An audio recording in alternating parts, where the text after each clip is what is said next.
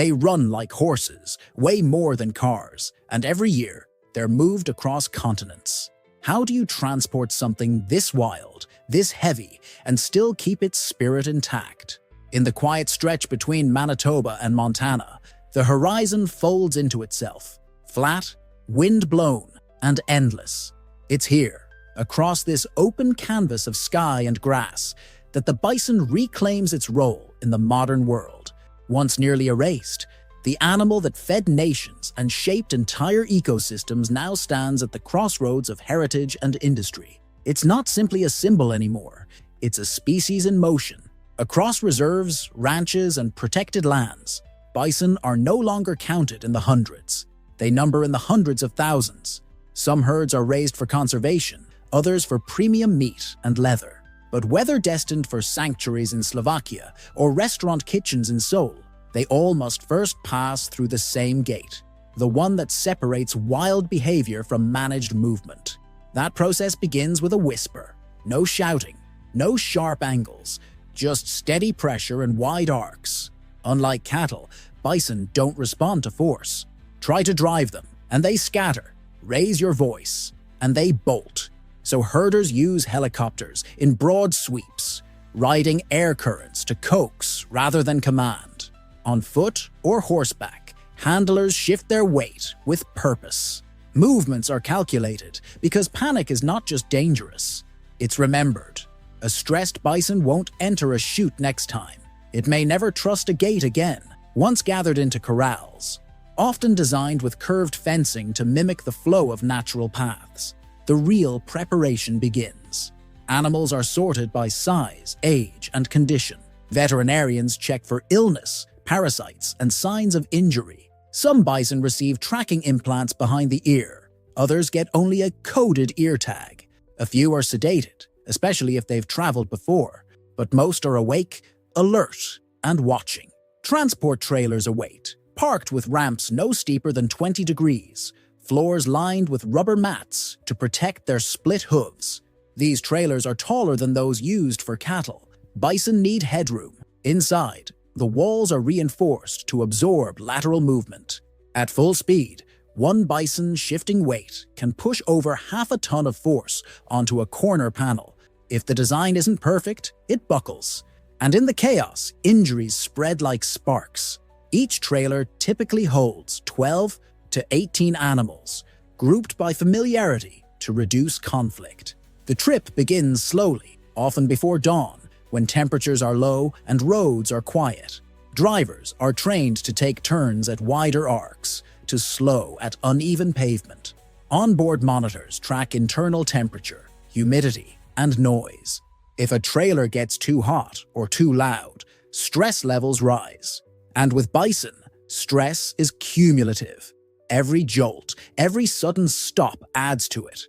Overland transport dominates, with routes stretching from northern Alberta to processing centers in Nebraska or Colorado. Some trips last just a few hours. Others take days, requiring hydration stops, health checks, and bedding changes. Rest stations, usually quiet pastures rented from partner ranchers, allow bison to calm and graze before continuing. But the movement doesn't end at borders. Increasingly, bison are exported alive, not just processed. The European Union imports them for breeding and landscape restoration. Mongolia has reintroduced them to the steppe. These international transfers require an entirely different level of planning. Quarantine protocols, air-ventilated shipping crates, pressure-stabilized airplane cabins. Some bison fly in groups of 2 or 3, secured in steel frame pens, padded with hay, and lined with straw, so hooves won't slip mid-flight.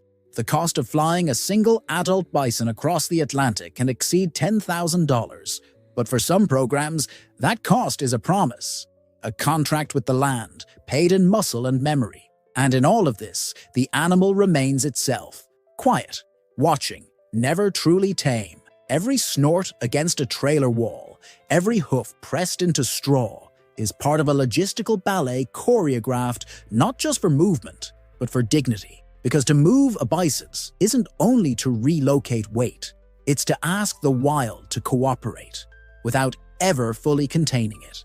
And as the trucks roll out, past oil fields, wind farms, frozen rivers, there's a strange, silent reverence in the air. The bison are moving, not hunted, not fleeing, but moving because the world is learning, slowly, how to make space for them again.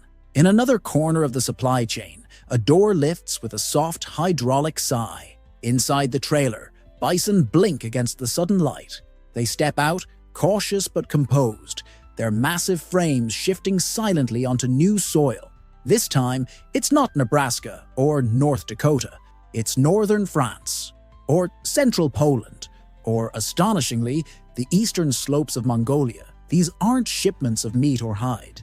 They are animals sent to restore lost ecosystems, to become once again what they were built to be, landscape architects with hooves. But even when the purpose is commercial, the movement is anything but ordinary. Bison meat, lean and high in protein, has found a place in global markets with rising demand. It travels in vacuum-sealed crates, chilled to just above freezing, often within hours of slaughter. The meat itself is only part of the cargo.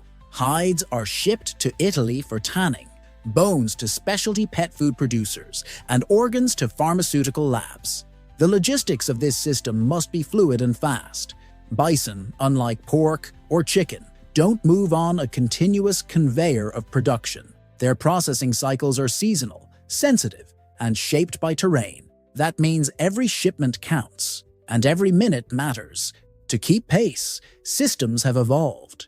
GPS-monitored trailers relay real-time data to dispatch centers, tracking location, temperature, and motion levels. If a truck veers too sharply or brakes too hard, alerts go out, not to punish the driver, but to adjust the route. Because with bison, one rough ride can mean damaged meat, injured animals, or lost cargo. Some routes are even pre-scanned by drones, identifying obstacles and checking fence conditions before live cargo is moved. And in Canada, experimental convoys have tested solar-cooled trailers powered by rooftop panels, maintaining ideal conditions without idling diesel engines. At the heart of it all is a system designed for both resilience and reverence. Trailers are disinfected with biodegradable agents. Bedding is composted. Water tanks are sterilized between stops. In processing facilities, stress reduction practices echo the designs pioneered by Temple Grandin: curved walkways, filtered lighting, noise-dampening walls. The aim is not just efficiency, but respect. A calm animal at arrival means higher quality meat, but it also means that dignity wasn't sacrificed for speed. And some transport isn't for slaughter or soil at all. It's for seed. In Colorado, young bison are loaded 2 at a time into padded trailers bound for indigenous managed herds on tribal lands. These calves, some just months old, are the core of cultural revitalization programs. Their transport is symbolic and logistical. Paired with older bison, they learn herd dynamics during the trip. They exit not just alive but educated, carrying memory passed down in snorts and sidelong glances. A kind of mobile knowledge transfer. Even within national parks, movement is carefully choreographed. Yellowstone's excess herds, those that breach capacity, are rounded up not to be culled, but relocated. Some are sent to zoos, others to wild reserves in Canada, and some, after months of health checks and quarantine, find themselves stepping onto entirely new continents, walking out of crates into grass they've never smelled, under stars they've never seen. And yet, wherever they arrive, the role is the same: to graze, to fertilize, to press seeds into soil with their hooves, to break snow crusts so smaller animals can feed, to trample invasive weeds and open corridors for native plants. A single bison, in movement, becomes a vector for change, which makes their transport something more than logistics. It becomes a form of ecological investment, a strategy for resilience, a statement that the wild can move with us, not just away from us. So when the final gate swings open, whether in a snowfield in Wyoming or a fenced reserve outside Prague, the step the bison takes isn't just a step forward, it's a return. In the still air that follows unloading, the world doesn't fall still, it breathes. A few clumps of prairie grass bend under the fresh weight of hooves.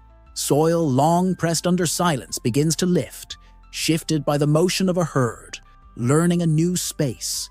As the trailer doors close behind them and handlers retreat in practiced quiet, the bison do not charge or scatter. They pause, they listen, and then they begin to move, not aimlessly, but with the memory of land etched into muscle.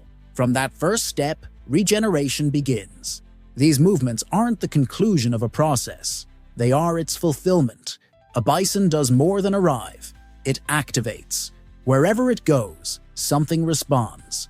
In the open stretches of eastern Montana, a newly introduced herd begins to alter the water cycle within weeks, compacting snow in uneven patches that melt more slowly and feed spring grasses longer. On the wide, lightly forested plateaus of Romania, bison grazing interrupts the spread of invasive shrubs that would otherwise choke wildflower meadows.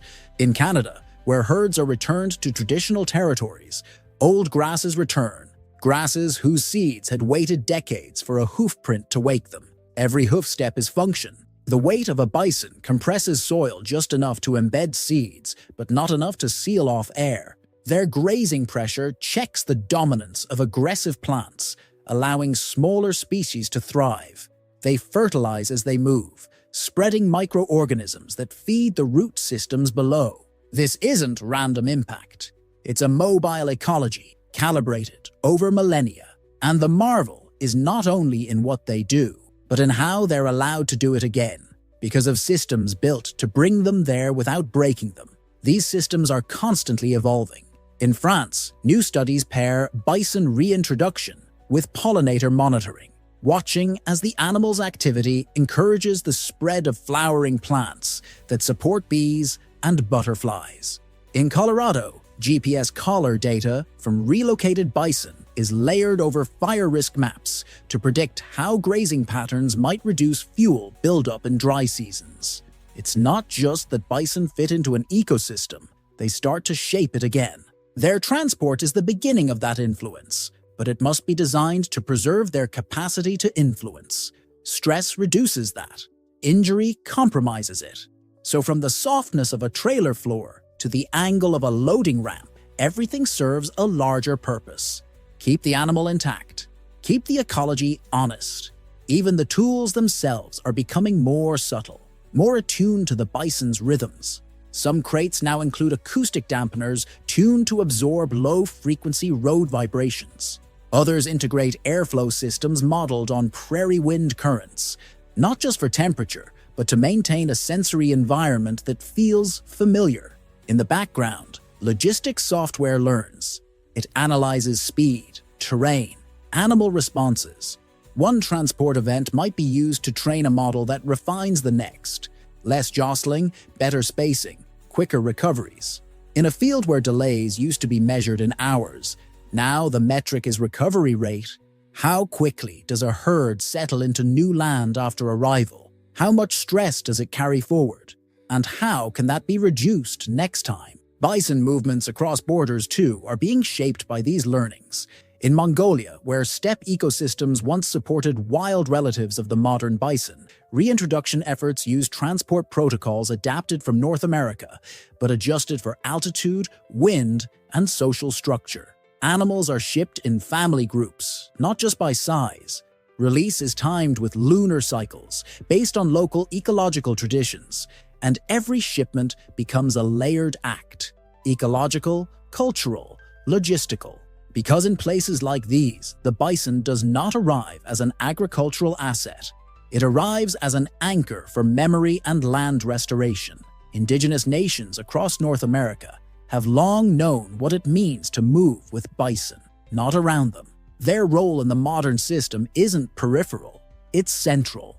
The Intertribal Buffalo Council coordinates dozens of transfers a year, not through contracts alone, but through protocols that recognize the animal's spiritual status and community importance. Crates are smudged before departure. Songs are sung at release. And though the trailers are modern, the movement honors patterns older than the roads beneath them. Each transport reflects a layered respect for the animal, the land, and the bond between them. Elsewhere, innovation continues to thread itself into the process. Materials shift. Crate walls made from compressed hemp fiber, floor mats that self-sanitize using embedded enzymes, RFID tags coated in biodegradable casing. Even the route planning software grows smarter, adjusting not just for weather or terrain, but for the past experiences of the animals themselves. A bison that resisted loading on a certain type of ramp may never see that ramp again, not because it failed, but because it was heard. In this way, the system becomes something more than efficient.